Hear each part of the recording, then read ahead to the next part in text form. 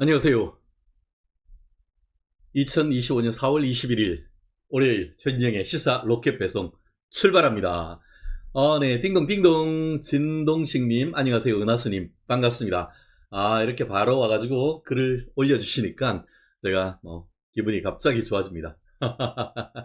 네, 오늘 월요일 다들 바쁘셨을 텐데 건강하셨습니까? 저도 아침 새벽부터 업무와 또 방송으로 정신이 좀 없었습니다. 네, 안녕하세요. 희소식 기다립니다. 무궁화 퀸님. 아이디 자체가 가슴이 뭉클해지는 것 같습니다. 감사하다는 말씀 좀 드리고요. 네, 바로 오늘 최진영의 시사 로켓 배송 출발합니다. 오늘은 첫 번째 순서로 최변에게 물어보쌈 넣습니다. 이게 충격, 출근길, 봉천동 아파트에 웬 화염 방사기? 아니 무슨 밀림에서 작전하는 것도 아니고 서울시 한복판에서 아파트에서 화염 방사기가 나타났다고 하니까 이게 도대체 무슨 일인지, 여기에 한 명이 사망하고 6명이나 다쳤다고 합니다. 무슨 곡절이 있는지 최진영이 팩트와 함께 법률적인 의견 풀어드리겠습니다. 오늘의 빅3. 첫 번째, 한덕수 외신 인터뷰에서 출마 선언했나? 파이낸셜 타임즈, 영국 경제신문에 사실상 출마 선언한 듯한 그런 얘기가 나왔습니다. 요거 전후 맥락 짚어드리고요. 지금 한덕수 국무총리 대통령 권한 대행을 대통령 후보로 추대하자는 그 추대위원회가 지금 내일이면 공개된다고 합니다. 그 핵심 인물 누군지 한번 살펴보도록 하겠습니다. 빅2, 한동훈의 뒤끝 장렬. 아니, 청년이 물으면 답을 해야지 무슨 유치한의 헛소리야.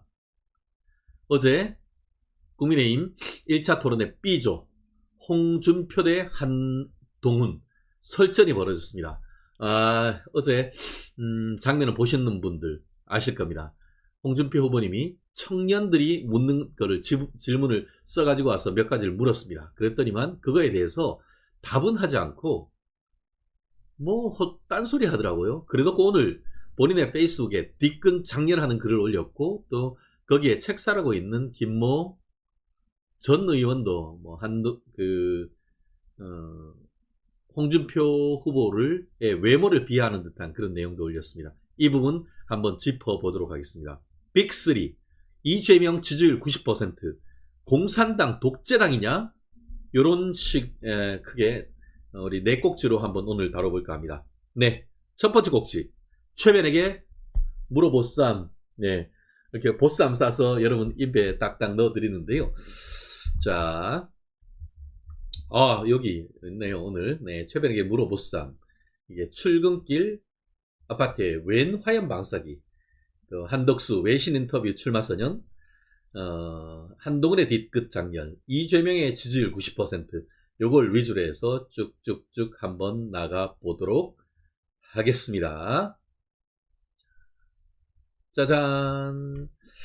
네, 오랜만에 마음껏 웃었습니다. 일본에서 많이 웃었다라는 말씀 있는데요. 우리 전동식님, 한덕수 추대되면 한덕수 캠프 들어가세요 말씀도 해주시고, 김종광님, 우리 회원님이시죠? 한동훈이는 대선에서 퇴출돼야 합니다. 네, 속이 너무 좁다. 김영숙님, 이기철님 반갑습니다. 우리 밤이랑 멜로? 야, 요거 아이디가 이 밤에 딱 맞습니다. 너무나 성실하신 변호사님 감사합니다. 네, 충격, 출근길 봉천동 아파트에 웬 화염 방사기? 와, 아침에 저도 출근하는데, 출근해서 아침에 매일신문 방송에서 하는데 휴대폰에 무슨 봉천동 아파트에 큰 불이 났다라는 일이 있는데, 조금 있더니만 무슨 화염 방사기가 나오더라고요. 서울 한복판에 무슨 화염 방사기 한다고 하면은 예전 60년대 후반에 베트남전에 이렇게 화염 방사기 슉 쏘든 그거 얘기하는 겁니다. 아닙니까? 근데 이게 민간인들이 무슨 화염 방사기가 나오죠? 이게 군대인데 군대에 있을 화염 방사기가 어떻게 봉천동 아파트 화재하는 현상이 있었느냐? 요게 문제가 되고 있는데요. 이게 알고 봤더니만 제가 한번 저도 제 눈을 의심했는데요. 보이시나요? 진짜 이게 화염 방사기가 이렇게 나오는 거예요. 와. 네, 뉴스 보니까 끔찍하다라는 그런 말씀 드렸는데요. 이게 그냥 보면은 한 40대나 될까요? 근데 60대, 건장한 60대 분이시고, 이 손에 들고 있는 게 농약 분무기랍니다. 농약 분무기. 근데 농약 분무기를 안에 휘발유, 밑에 휘발유 통이 발 앞에 있는 게 보이죠? 농약 분무기에다가 휘발유를 눌러서 압축시키면은 휘발유가 증기가 되어서 쭉 나가는데 그 앞에 라이터를 켜면은 이게 화염 방사기 같이 되는 거죠. 아마 이 사람 같은 경우에는 군대에서 이런 부분을 좀 익혔거나 어떤 특수한 경험이 있지 않을까 하는 그런 생각이 드는데요. 네, 푸름님, 충성, 변호사님, 저는 한 번도 호명 안 하시네요. 왜 호명 안 하겠습니까? 푸른 산은, 네, 푸름님, 충성, 문성님, 감사하고요. 오마이갓, 김치, 우리 커브님, 백화님, 금상첨화님, 모두 행복해져라. 항상 감사합니다. 김혜정님, 안녕하세요. 최진영 변호사님, 안순정님, 한동훈이 지지율 1위라는데 믿어지지가 않습니다. 여성 권인선님, 좌파 여론조사 1위가 한동훈으로 나왔다. 전과자 가지가지 이상하게 높나요? 네네. 비사카님, 반갑고요. 네, 여러분들 얼른 어여 좀 들어오세요. 요즘 윤 대통령 탄핵되고 나서 많이 지금 힘이 빠지고 있는데 그래도 힘을 내야 됩니다. 우리가 힘을 내지 않으면 너무 맥없이 지면은 큰일 납니다. 열심히 하면은 정말 장갑 골프 치는 사람들 18홀에 가서 장갑 벗어봐야 되는 건 아닙니까? 얼마 전에 마스터즈 골프에서 맥길러리가 커리어 그랜드슬램 어떻게 했습니까?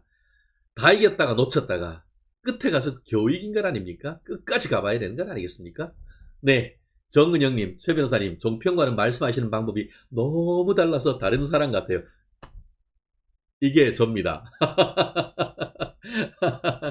이게 접니다. 처음부터 댓글 달고 응원했는데 어휴 죄송합니다 푸른님. 제가 이거 준비한다고 조금 늦어져가지고 죄송하고 감사하고요. 네, 아침에 그 김혜정님 말씀하셨는데요. 변호사님 법원 앞에 윤통님 구속 서명 기가 막혀요 그랬는데 아침에 저도 그 법원에 갔는데 윤 대통령 오신다고 법원 문을 다 막아놔가지고 지나가지 못했던 기억이 있습니다. 네네. 유튜브가 아는 분처럼 정말 좋네요. 정은영님, 감사합니다. 서윗 최변, 네. 커브킴님, 감사합니다. 말씀드린 것처럼 이렇게, 근데 이렇게 한 것은 바로 신고가 돼가지고 쓰레기에 불이 붙었다는데 여기서는 큰 피해가 없다고 해요. 바로 불을 껐는데 문제는 여기서 있었던 거죠. 참. 네. 이게 이쪽 앞에가 이제 엄청나게 지금 그 불이 붙은 게 있는데요. 이 뒤는 봤더니만 좀 오래된 아파트여서 그런지 복도식이더라고요. 복도식. 근데 오늘 조선일보를 봤더니만 봉천동 아파트 방화범 윗집과 작년 추석 연휴 때 층간소음 갈등이 있었다. 4층에서 불이 났는데 밑에서 이 사람이 3층에서 살다가 이사를 갔대요. 그런데 그때도 막 추석 무렵인가 막 해가지고 시끄럽다고 쿵쿵 지르고 해서 쌍방폭행으로 경찰 출동도 있었는데 그러다 보니까 원한에 의한 방화가 아닌가 그런 얘기가 지금 나오고 있습니다. 정말 답답하다라고 하지 않을 수 없는데 이걸 보면서 참 어떻게 지금 표현을 해야 될지 참 잘 모르겠어요. 아무리 그래도 그렇지 이렇게 욱해가지고 한다는 것은 좀 있을 수 없는 것이 아닌가 싶고요. 네, 네, 무궁화키님 힘내세요. 자신감만큼 큰 위력은 없습니다. 맞습니다. 이 부분과 관련해 가지고 우리가 조금 법률적으로 좀 말씀드리고 싶은 것이 있어서 제가 이걸 했습니다. 근데 아까 한 명이 사망하고 지금 6명이 중상을 입었다라고 하는데요. 문제는 죽은 사람이 이 방화범이래요. 죽은 사람이 방화범이래요. 그리고 유서를 남겼다고 합니다. 딸한테 봉투에다가 이렇게 해놓고 5만원 남기고 우리 부모님 잘 모시라고 했다는 그런 얘기가 있는데 약간 코미디 같기도 하고 도대체 이걸 어떻게 납득해야 될지 이게 그 피의자가 사망을 해버리니까 간접적인 증거를 통해 가지고 주위에 있는 사람들을 수사를 통해 가지고 이제 사실관계를 확인할 수밖에 없는데 본인이 죽었으니까 이거는 뭐 현주 간접물 방어치사가 되지는 않고 지금 여기 있다 보니까 워낙 뜨겁고 순식간에 빵빵 터지는 소리가 나서 4층에 있던 분들이 뛰어내리면서 중상을 입었다는 거 아니에요. 그리고 연기를 마신 사람들도 병원에 이동했다고 하는데 현주 건조물 방화치상죄가 되는데 이거는 거의 살인죄하고 비슷한 정도의 형이 굉장히 높습니다. 절대 있어서는 안 되는 것이다 라고 말씀을 좀 드리고요. 근데 이제 그럼 피의자가 사망하면은 이거 어떻게 처벌하고 손해배상을 어떻게 하지? 요게 큰 문제가 되는 건 아닙니까? 아시다시피 아무리 뭐 뇌물을 쳐드시건 아니면은 뭐 사람을 죽였건 간에 사망하면은 공소권 없으므로 사건은 종결되겠죠. 하지만 원인을 좀 밝혀야 되는 건 아니겠습니까? 이런 케이스에서 어떤 이유로 이런 일이 있었는지 그래서 억울한 사람이 없어야 되고 통상은 이런 아파트 같은 경우에는 우리가 매일매일 내는 매월 내는 아파트 관리비에 보통은 집합건물관리법 등에 의해 가지고 아파트 같은 경우에도 화재보험이 가입돼 있을 겁니다. 아마 이런 부분에 대한 것까지도 일정 부분 보험으로 커버될 가능성이 있지 않을까 싶고 지금 뭐 성인이고 벌써 60대다 보니까 이 사람이 죽어버리고 남긴 재산이 얼마나 인지를 모르겠습니다만 유족들이 상속을 받을 경우에 유족들 상대로 해서도 손해배상 청구는 가능하지만 사실상 상속 포기하거나 한정 상속하면은 한정 승인을 하면은 이 사망하고 한 사람 이 방화범에 대해서 민사상 책임을 물을 수밖에 없는 이런 부분이 되지 않을까 싶습니다. 네, 화상치료 정말 비쌉니다. 문서님, 선한수님, 사람인 제일 중요한 건 자신을 다룰 줄 알아야 합니다. 다스릴 줄 알아야지. 맞습니다. 아, 참. 유커리오머님, 눈물 뚝뚝, 마르다들의 나물벼락, 무섭습니다. 아파트에 불을 지르다니. 아, 참. 홍정수님, 아파트, 살기 참 힘들다. 서로서로 이해하고 살아야 되는데, 라고 말씀하셨네요. 죽으려면 곱게 죽지. 무슨 억하심정으로 남을 못 살게 하느냐라고 망부성님 했는데요. 아, 맞습니다. 참, 보험이라도 제대로 가입돼 있어야 되는데, 참, 사실 상처 중에 가장 상처가 화상입니다. 화상. 아, 참, 윤 대통령 사태 중에 정말 서울시청 앞에서도 스스로 몸에 불을 질러 사망하신 그런 열살인들도 계시는데 이 자리를 빌어서 그분들의 명복을 빕니다.